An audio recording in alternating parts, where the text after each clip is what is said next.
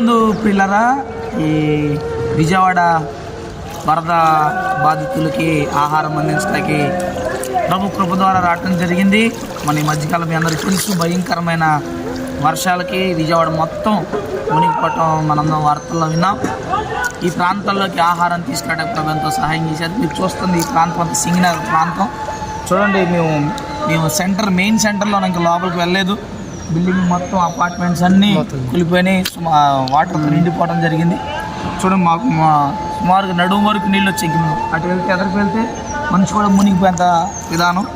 వీళ్ళందరూ ఆహారం లేక ఇబ్బంది పడుతున్నారు. మన పిల్లలు అక్కడికి వెళ్ళారు, ఆహారం అందిస్తున్నారు.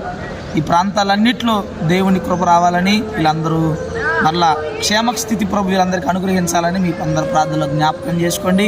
వీలైతే మీరు కూడా సహాయం చేయడానికి ప్రయత్నం చేయండి. దేవుడు మిమ్మల్ని అందరినీ దీవించి ఈ ప్రాంతాలను కూడా దీవించి ఆశీర్వదించును గాక.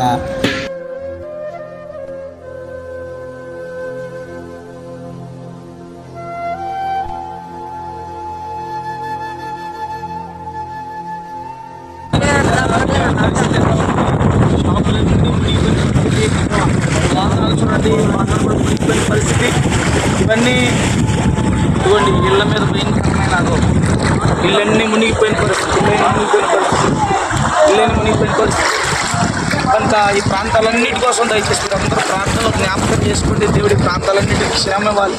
ఇప్పుడు ఎంత భయంకరమైన పరిస్థితి, భయంకరమైన పరిస్థితి, ఆహారం కోసం అలముకిస్తున్న ప్రాంతం. మరి ఒక్క మాట చెప్పాలంటే భయంకరమైన దుర్వాసన, వాటర్ ఫ్లోటింగ్ వల్ల ఏమో తెలియదు కానీ భయంకర పరిస్థితుల్లో ఉన్నారు. వీళ్ళందరూ ఆరోగ్యక్షేమం కొరకు అందరూ ప్రార్థన చేయండి. దేవుడు మిమ్మల్ని దీవించు గాక.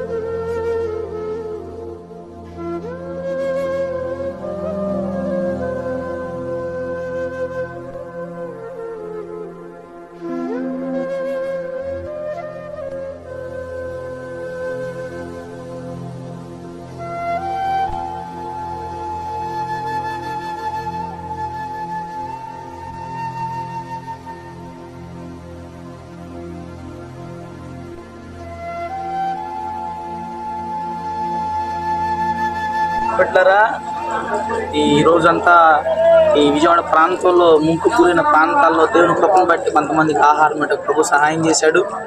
ఇందులో భాగంగా సింగనగర్ ప్రాంతం, ఆర్ఆర్పేట, రాజరాజేశ్వరిపేట ప్రభు ఎంతో సహాయం చేశాడు. చూడండి, ఈ ప్రాంతాలన్నీ మునిగిపోయిన దాటి అచ్చడెళ్ళి ఆహారం ఇవ్వబోతున్నాం.